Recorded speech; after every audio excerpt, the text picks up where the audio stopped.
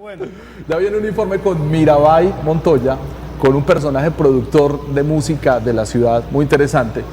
Y hemos invitado a los muchachos de Tres de Corazón porque es que aquí la cultura es todo. Tiene Mirabai, vuelve al colectivo hoy Mirabai, para mostrarnos el trabajo de Juanito Cardona. Mirabai Montoya, cantante y además de eso, entrenadora en técnicas vocales. Ella dice que ella dicta clases de técnica vocal. ¿Han tenido alguna vez Además es deliciosa, además. Yo pasé por las manos de Mirabai. ¿Y cómo te fue? No, excelente, me puso a hacer ejercicios de yoga y adelgacé. ¿Y cómo le fue a ella? ¿Sí lo logró? A ella le fue bien. Pues, Vamos a ver este informe. Juanito Cardona, una persona que hace producción musical junto a grandes personajes que han estado con otros grandes personajes.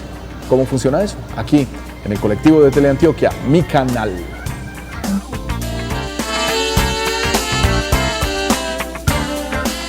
Bienvenido, Juanito Cardona. Muchas gracias. Esto es el colectivo y es bien interesante tenerte en el día de hoy porque eres una de las promesas importantes de este país a nivel de producción musical. ¿A quién se le ocurre irse para los Estados Unidos y aprender producción musical allá? Sabiendo pues que en Colombia también tenemos universidades que la enseñan. Contame esa partecita.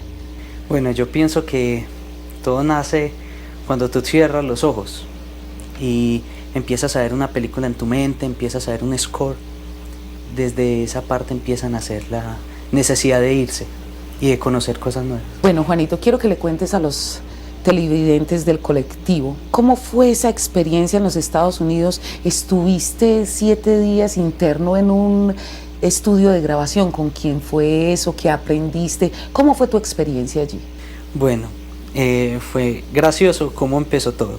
En realidad, todo empezó, eran 6 elegidos en todo el mundo y fue una convocatoria de 2 años donde revisaban hojas de vida, revisaban absolutamente todo, pero yo no sabía. Yo simplemente sé que recibí un correo: ve, Bruce Swedin va a estar en X Coliseo. Y yo sentí algo por dentro que tenía que ir, pero yo no sabía quién era, qué había hecho.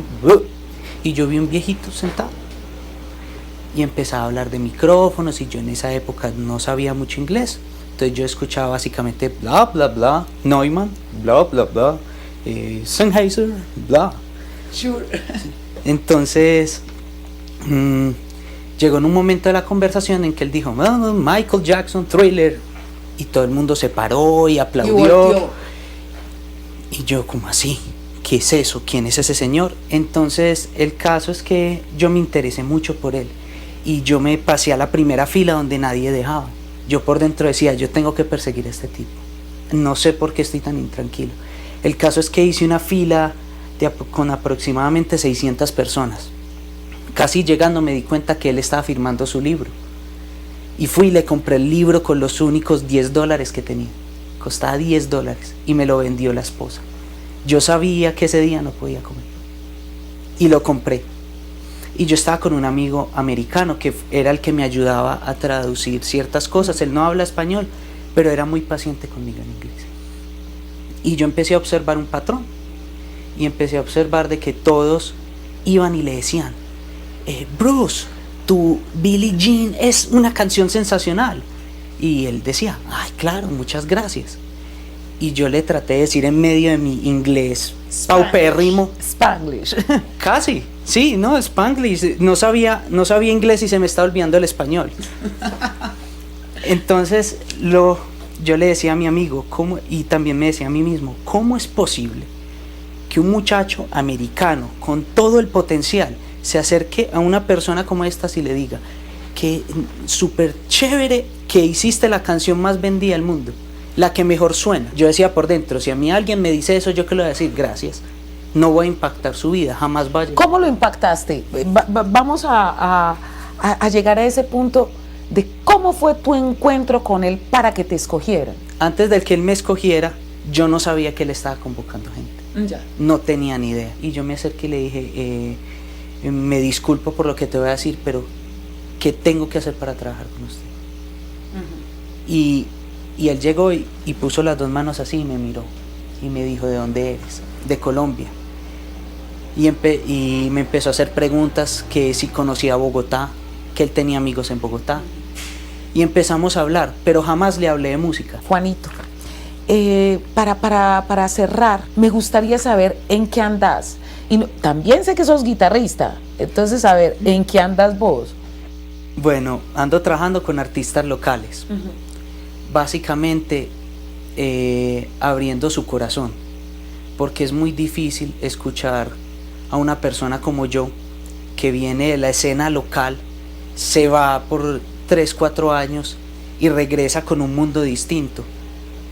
Yo viví una etapa como inmigrante. La hemos vivido. La hemos vivido. Entonces yo sé qué música escuchan allá. Por ejemplo, me pareció muy curioso que la parte latina de Nueva York esté atrasada 10 años en pop y rock. Es para nosotros el colectivo, de verdad, un placer tener personas como vos, personas que no son tan visibles, pero que enriquecen y nos enriquecen a nosotros, los artistas. Esta fue la nota con Juanito Cardona para el colectivo. Mi amor. Muchas gracias.